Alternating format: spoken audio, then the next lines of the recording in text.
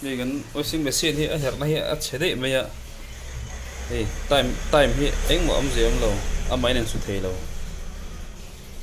ở spin này chú trả tiền tỷ hiện ngay thì hiện tiền cái tiền mấy thì hiện tiền hi washing machine in washing machine chết chuan thì hiện thì về mấy rồi thì hiện tiền anh hiện rằng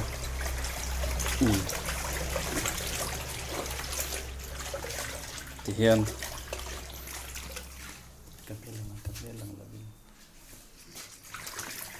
thì hiện đến hiện rằng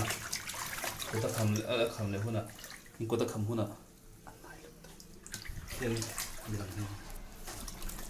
tiền hết lệ lệ mấy đôi tiền cả đấy cô ta khăm đâu cho nên đủ lệ vọc cho nó ăn chỉ cần xia bằng à một tiền con thì nó cho thấy đâu này thấy em này call anh sim sim mà washing machine anh sim sim mà cho vào cho tiền thì cho tổ te và cái te su ai cho nên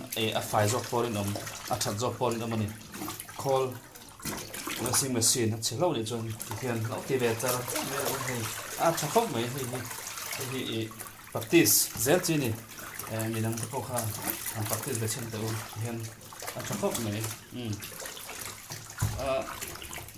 hiện mà là chụp cột thích lắm về nữa